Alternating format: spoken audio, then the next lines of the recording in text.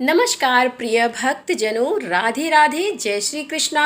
मैं हूँ रीता शुक्ला। आप सभी भक्तजनों का हार्दिक अभिनंदन करती हूँ अपने YouTube चैनल पर। तो दोस्तों, आज हम श्रवण करने वाले हैं पुरुषोत्तम मास महात्म्य का 16वां अध्याय। पिछले अध्याय में वर्णन किया गया था कि किस प्रकार पुरुषोत्तम मास की पूजा विधि विधान से करनी चाहिए। आज के इस अध्याय में वर्णन किया गया है कि किस प्रकार पुरुषोत्तम मास में दीप दान का फल क्या होता है। तो चलिए इस कथा को भक्ति भाव के साथ भगवान विष्णु का ध्यान करते हुए इस कथा का श्रवण करते हैं। तो एक बार प्रेम से बोलिए विष्णु भगवान की जय। धृणधन्वा राजा बोला कि हे मुनियों में श्रेष्ठ, हे दीनों पर दया करने वाले, श्री पुरुषोत्तम मास में दीप दान का फल क्या है, सो कृपा करके मुझसे कहिए। तब श्री नारायण जी बोले कि इस प्रकार राजा धृणधन्वा के पूछने पर अत्यंत प्रसन्न मुनियों में श्रेष्ठ वाल्मीकि मुनि ने हंसते हुए विनीत अत्यंत नम्र राजा धृणधन्वा से कहा। वाल्मीकि मुनि बोले कि हे राजाओं में सिंह सदृश पराक्रम वाले, पापों का नाश करने वाली कथा को सुनिए, जिसके सुनने से 5 प्रकार के महान पाप का नाश होता है। सौभाग्य नगर में चित्रबाहु नाम से प्रसिद्ध बड़ा बुद्धिमान अत्यंत बलवान राजा था। वह क्षमाशील, समस्त धर्मों को जानने वाला, शील रूप और दया से युक्त, ब्राह्मणों का भक्त, भगवान का भक्त, कथा के श्रवण में तत्पर, हमेशा अपनी स्त्री से प्रेम करने वाला, पशुपुत्र से युक्त, चतुर, गृहिणी सेवा से युक्त, ऐश्वर्य में कुबेर के समान था। उसकी चंद्रकला नाम की स्त्री 64 कलाओं को जानने वाली, पतिव्रता, महान भाग्यवती, भगवान की भक्ति को करने वाली थी। उसके साथ युवा चित्रबाहु राजा पृथ्वी को भोग करने लगा, बिना श्री कृष्ण के दूसरे देवता को नहीं जानता था। एक दिन पृथ्वीपति राजा चित्रबाहु ने दूर से ही आए हुए मुनियों में श्रेष्ठ अगस्त्य मुनि को देखकर पृथ्वी में दंडवत प्रणाम कर उनकी विधि पूर्वक पूजा की और भक्ति से आसन देकर मुनिश्रेष्ठ के सम्मुख बैठ गया। विनय से नम्र होकर मुनिश्रेष्ठ से कहा कि राजा बोला कि आज मेरा जन्म सफल हुआ है, आज मेरा दिन सफल हो गया है, आज मेरा राज्य सफल हुआ, आज मेरा गृह सफल हुआ। जो आप श्री कृष्णचंद्र के सेवक आज मेरे गृह में आए हैं, आपसे देखा गया है, मैं तापुंज से मुक्त हो गया, आपको हाथी घोड़े रथ से युक्त समस्त राज्य समर्पण किया। हे मुनि श्रेष्ठ, आप वैष्णव हो, आपके लिए कोई भी अदेय वस्तु नहीं है। वैष्णव को थोड़ा भी दिया हुआ मेरु पर्वत के समान होता है। जो कौड़ी के बराबर शाक अथवा उत्तम अन्न जिस दिन वैष्णव ब्राह्मण को नहीं देता, वह दिन उसका विफल है, ऐसा वेद के जानने वालों ने कहा है। जो कोई दुजा जाति विष्णु भक्त हो, वे सब पूज्य हैं, उनका वाणी मन क्रम से सत्कार करना चाहिए, ऐसा मुझसे गर्ग गौतम सुमंतु ऋषि ने कहा। जब तक सूर्योदय नहीं होता तभी तक तारागढ़ की प्रभा रहती है, जब तक वैष्णव ब्राह्मण नहीं आता है तभी तक दूसरे ब्राह्मण कहे गए हैं। अगस्त्य मुनि बोले कि हे चित्रबाहु, हे महाभागा, हे नृप, इस समय तुम धन्य हो, ये सब प्रजा धन्य है जो तुम वैष्णवों की रक्षा करते हो। जो राज्य वैष्णव का नहीं हो उसके राज्य में वास नहीं करना, शून्य वन में वास करना अच्छा है, परंतु अवैष्णव के राज्य में रहना अच्छा नहीं है। जिस प्रकार नेत्रहीन शरीर, पतिहीन स्त्री, बिना पढ़ा हुआ ब्राह्मण निग्ध है, वैसे ही वैष्णव रहित देश निग्ध है। जैसे दांत के बिना हाथी, पंख के बिना पक्षी और दशमी विद्या यानी द्वादशी के बिना एकादशी कही गई है, वैसे ही वैष्णव रहित देश है। जैसे कुशा रहित संध्या, तिलहीन तर्पण, वृद्धि के लिए देवता की सेवा है, वैसे ही वैष्णव रहित देश कहा है। जैसे केशों को धारण करने वाली विधवा स्त्री, स्नान रहित वृद्ध ब्राह्मणी में गमन करने वाला शूद्र, वैसे ही बिना वैष्णव का राष्ट्र निग्ध है।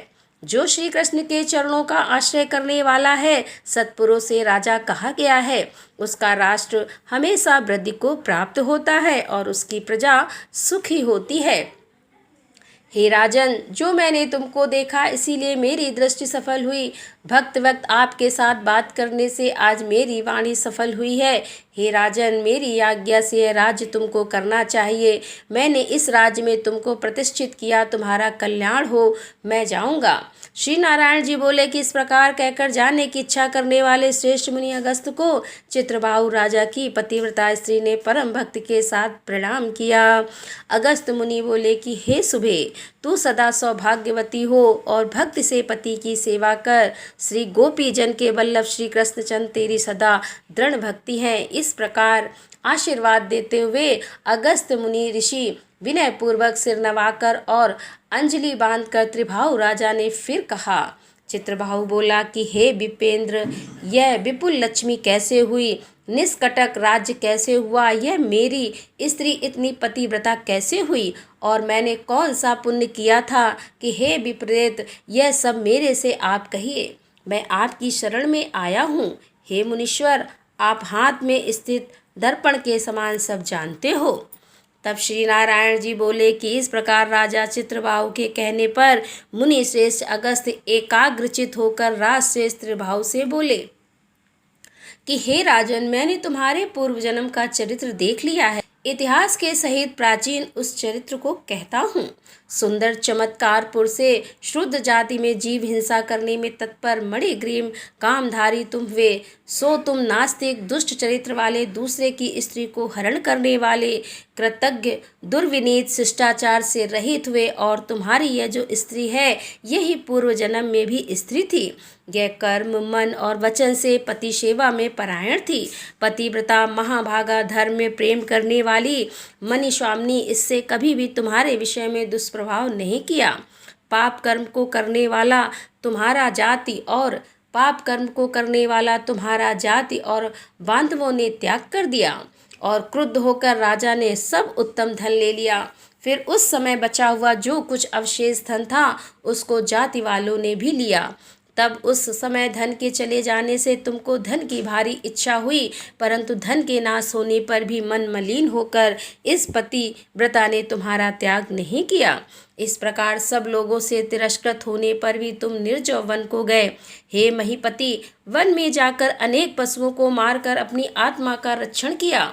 इस प्रकार स्त्री के सहित जीव निर्वाह करते हुए धनुष को उठाकर मणिग्रीव मृग के मांस को खाने की इच्छा से बहुत से सर्प और मृग से भरे हुए वन को गया।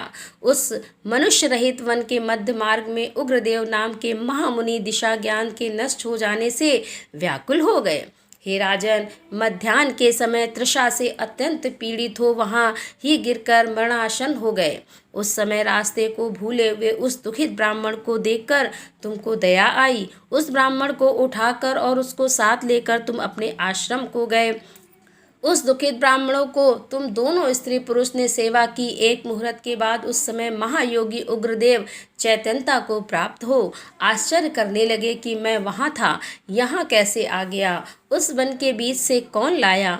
तब श्री नारायण जी बोले कि मणिग्रीव ने उस ब्राह्मण से कहा कि यह सुंदर तालाब है, इसमें कमलिनी के पुष्प से सुगंधित शीतल जल है।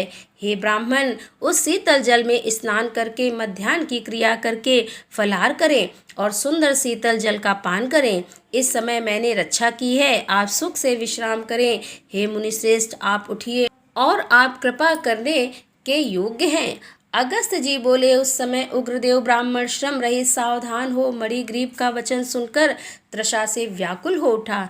हे चित्रबाहु, मणिग्रीव की भुजा पकड़कर वट वृक्ष से शोभित तालाब के तट पर जाकर बैठ गए। वट की छाया में बैठकर क्षण मात्र विश्राम कर स्नान और नित्य कर्म कर वासुदेव भगवान का पूजन किया। देवता पितरों को तर्पण कर सुंदर शीतल जल को पान कर उग्रदेव ब्राह्मण शीघ्र वट के मूल भाग में आकर बैठ गए। पत्नी सहित मणिग्रीव ने मुनि श्रेष्ठ उग्रदेव को नमस्कार किया और अतिथि सत्कार करने की इच्छा से विनय युक्त वाणी से बोला। मणिग्रीव बोला कि हे ब्राह्मण, आज मुझको तारने के लिए आप मेरे आश्रम को आए हैं।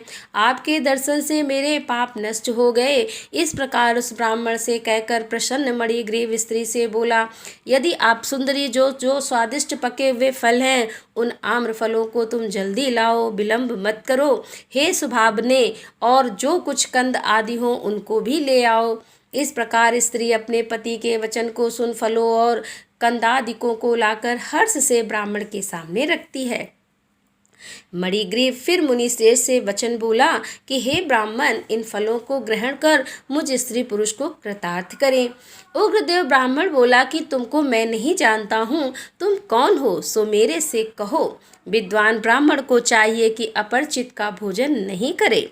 मणिग्रीव बोला कि हे दुज शार्दुल, मैं मणिग्रीव नामक शूद्र जाति का स्वजनों से, जाति वालों से, अपने बांधवों से त्यागा हुआ हूँ।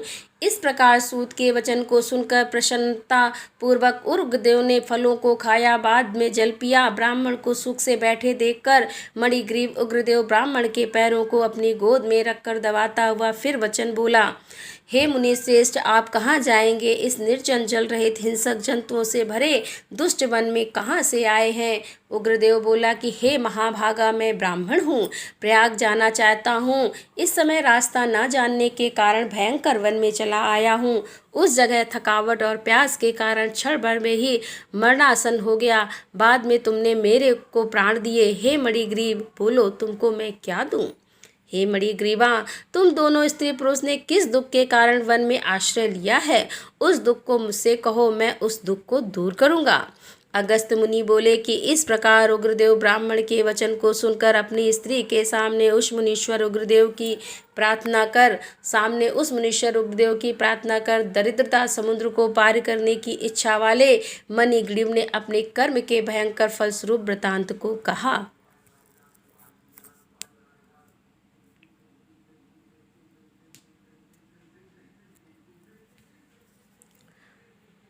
तो दोस्तों, इसके आगे की कथा लेकर हम फिर आपके सामने उपस्थित होंगे। तब तक के लिए राधे राधे, जय श्री कृष्णा, हर हर महादेव, जय भोलेनाथ की।